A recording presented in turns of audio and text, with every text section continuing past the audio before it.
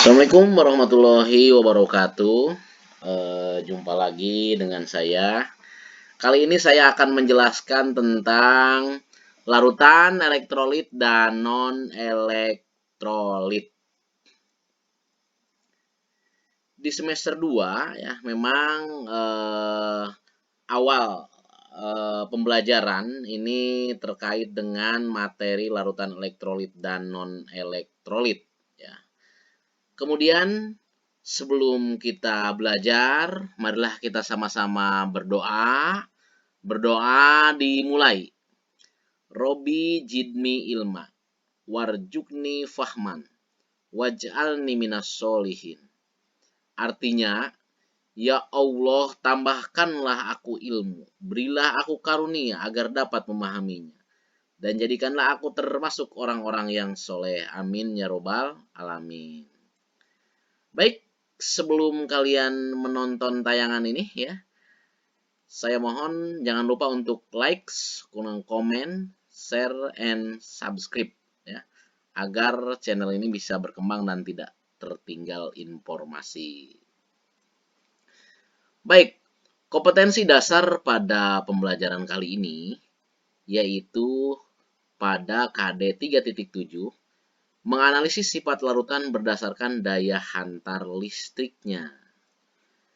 Adapun tujuan pembelajarannya ya, nanti siswa setelah mempelajari pokok bahasan ini, materi ini, yang pertama siswa dapat memahami pengertian larutan elektrolit dan non-elektrolit.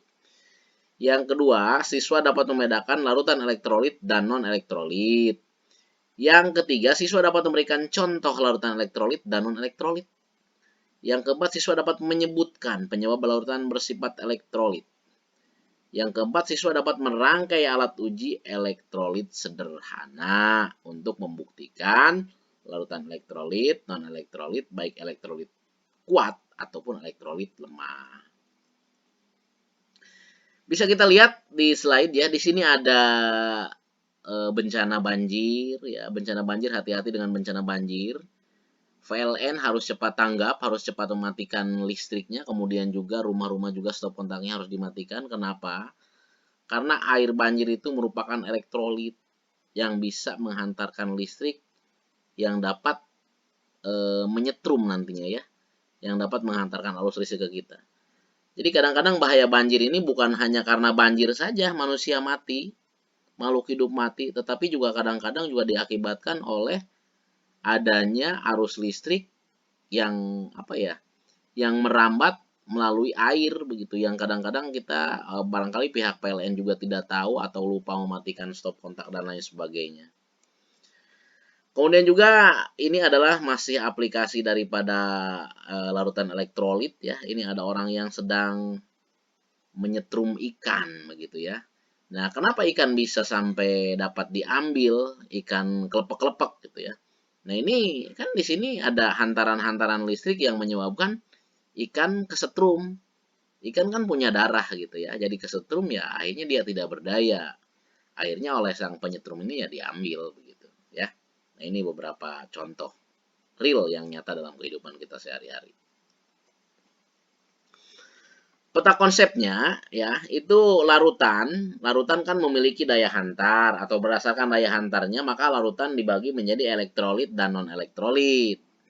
Nah, kemudian elektrolit itu akan terdiri dari elektrolit kuat dan elektrolit lemah. Nah, apa itu elektrolit? Apa itu non-elektrolit? Apa itu elektrolit kuat dan lemah?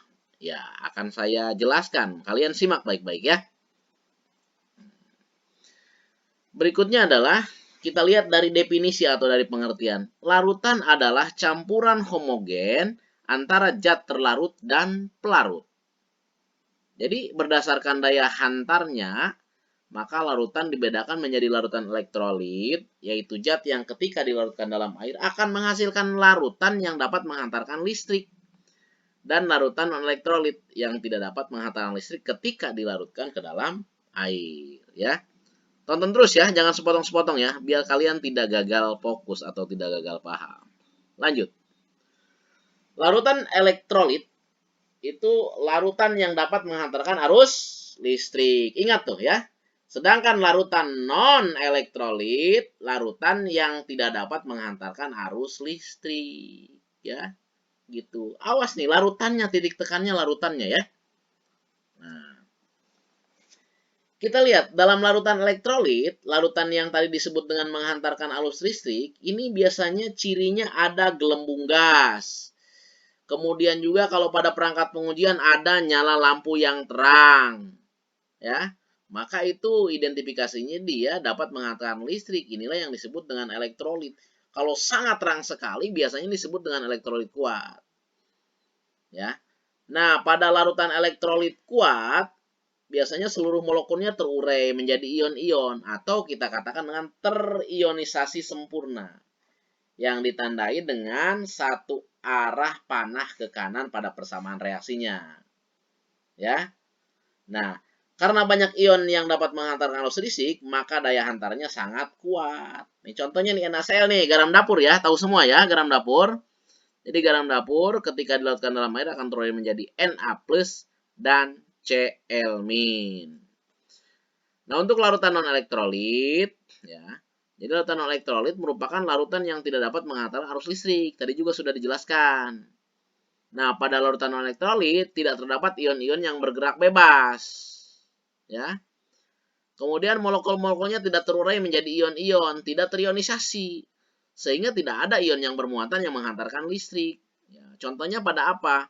Pada larutan urea, pada amoniak, pada sukrosa atau glukosa, kemudian juga pada alkohol. Ya. Silakan kalau ada pertanyaan. Ada?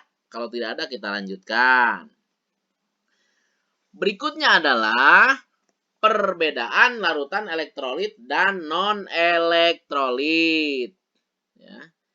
Larutan elektrolit itu mengandung ion. Ion ini adalah unsur ya atau atom yang bermuatan listrik. Bisa bermuatan positif, bisa bermuatan negatif, itu mengandung ion. Sedangkan larutan non-elektrolit dia tidak mengandung ion. Tidak mengandung muatan positif dan tidak mengandung muatan negatif. Kemudian larutan elektrolit dapat menghantarkan listrik atau disebut dengan konduktor. Sedangkan larutan non-elektrolit tidak dapat menghantarkan listrik disebut dengan isolator. Nah, berikutnya larutan elektrolit mempunyai kutub atau polar, sedangkan non-elektrolit tidak mempunyai kutub atau non-polar. Nah ya, jika dites dengan alat elektrolit ya, maka akan menghasilkan gelembung gas ya yang sangat banyak sekali ya dan lampunya nyala dengan terang.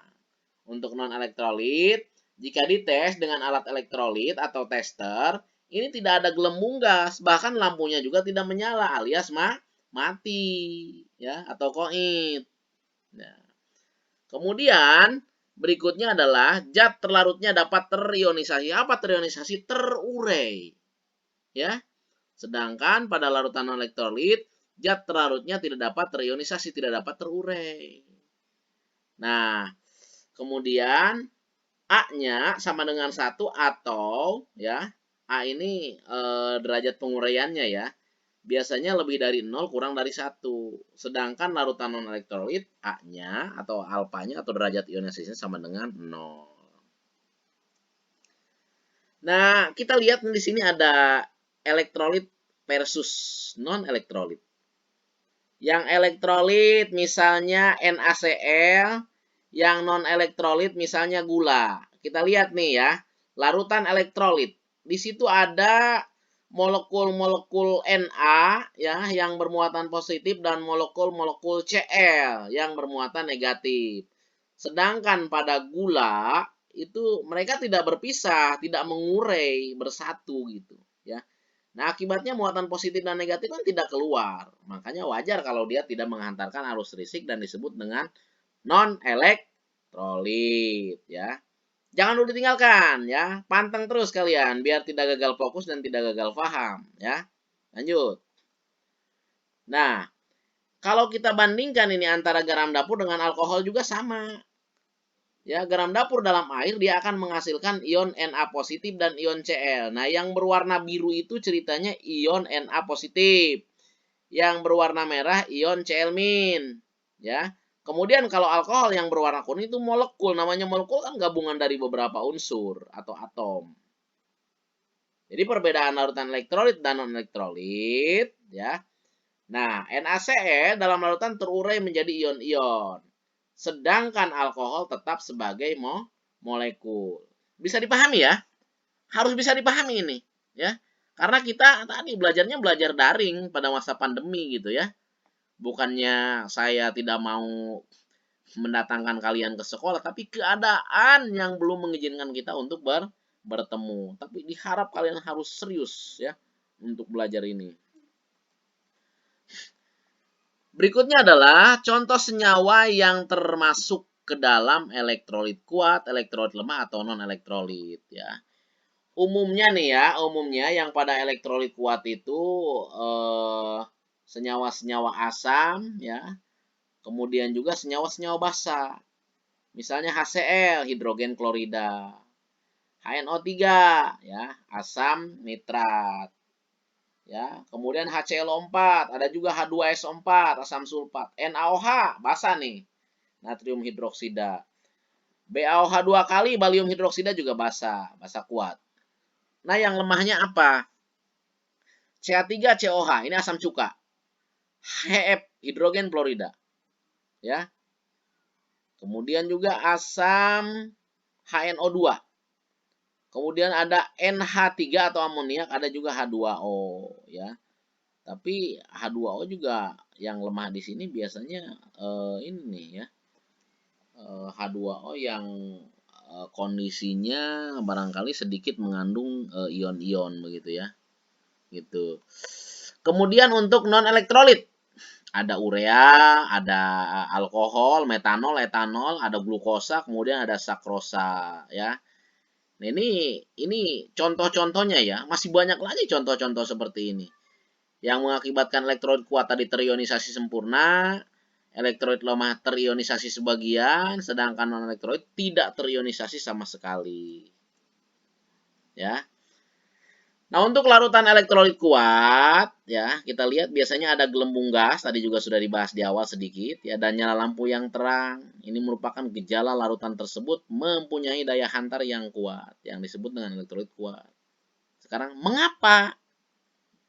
Pada larutan elektrolit kuat, seluruh molekulnya terurai menjadi ion-ion. Ya, ingat tuh terurai menjadi ion-ion berarti terionisasi sempurna. Yang ditandai satu arah pada persamaan reaksinya. Ya, karena banyaknya ion-ion yang menghantar arus listrik, maka daya hantarnya kuat atau sangat kuat. Nah, pada larutan elektrolit lemah, ya, biasanya ini muncul gelembung gas sedikit, ya, dan nyala lampu juga yang redup atau cenen atau mati ya. Berarti daya hantar listrik tersebut lemah atau disebut juga dengan larutan elektrolit lemah. Mengapa? Pada larutan elektrolit lemah, sebagian molekulnya terurai menjadi ion-ion. Terionisasi tidak sempurna. Ya. Dikatakan tidak terionisasi, dikatakan terionisasi tidak semuanya. Berarti hanya sebagian. Nah, yang ditandai dengan dua arah pada persamaan reaksinya. Karena sedikit ion-ion yang menghantar arus listrik, maka daya hantarnya lemah, bahkan sangat lemah. Yaitu contohnya pada asam cuka ya, yang terurai menjadi CH3COH. CH3COH terurai menjadi H positif dengan CH3CO-. Ya, itu CH3COH itu adalah rumus kimia asam cuka atau asam asetat. Kita lihat, karena tadi tujuannya juga siswa harus mampu merangkai ya, merangkai atau merancang atau mendesain rangkaian alat penguji elektrolit seperti di bawah ini. Ini bisa dirangkai oleh kalian di rumah karena nanti kalian pada pertemuan yang ketiga atau yang keempat gitu akan melakukan praktek mandiri ya, akan melakukan praktek mandiri. Nah, ini caranya kalau kita lihat ini. Nomor satu ini batu baterai ya. Nah, batu baterai kan gampang nih diperoleh ya. Bisalah dibeli oleh kita batu baterai. Bisa 3, bisa 4. Yang nomor 2 kabel penghubung. Kabel juga banyak bisa dibeli. Yang ketiga bola lampu. Bola lampu ya disesuaikan dengan baterai. Jangan pakai baterai bola lampu ayo Philip yang berapa watt, jangan. Ya yang kecil juga gitu. Kemudian yang keempat ini elektrode, ya. Nah, yang kelima juga elektrode. Elektrode macam-macam, bisa yang keempatnya menggunakan paku boleh, yang kelimanya menggunakan seng juga boleh gitu kan. Yang keenam larutan yang diuji. Larutan yang diuji apa? Kalian penasarannya menguji ingin tahu apa? Misalnya kalau ingin tahu larutan jeruk apakah dia mengantarkan listrik atau tidak, ya, ya dibuat larutan jeruk itu. Kemudian juga kalau mau mengetahui larutan garam, dibuat larutan garam. Kalau ingin tahu larutan urea, dibuat larutan urea. Kalau ingin tahu air kelapa, dibuat air kelapa gitu loh. Apa aja bisa dites kok, ya. Kalau kalian ingin mengetes keringat juga bisa, ya. Sebelum praktek kalian senam dulu, ya. Senam poco-poco kurang lebih setengah jam, nanti dapat keringat setengah liter baru dites. Gitu, ya. Kalau mau ngetes. Begitupun kalau mau mengetes air mata, apakah air mata bisa menghantarkan arus listrik atau tidak? Ya, nangis dulu deh. Nangis berkelompok, udah dapat kira-kira 1 galon baru dites, ya. Misalnya begitu. Yang ketujuhnya baru gelas kimia. Gelas kimia kan bisa diganti sama toples, bekas sosis begitu boleh. Kemudian juga bekas-bekas toples kue atau bekas botol gelas aqua juga boleh, ya. Kebayang nggak sih kira-kira? Mudah-mudahan kebayang ya. Nah, Nah ini gambarannya. Kalau elektrolit lemah ya, itu nih yang di gelas itu yang titik-titik itu adalah gelembung-gelembungnya sedikit ya kalau lemah. Kemudian juga di bola lampu itu ada 3 garis berarti menyatakan bahwa menyalanya juga lemah. Nah, kemudian kalau yang tengah tidak ada. Jadi hanya ada gelembung, lemah berarti. Tapi yang sebelah kirinya ada gelembung dan ada nyala tapi cenen atau redup.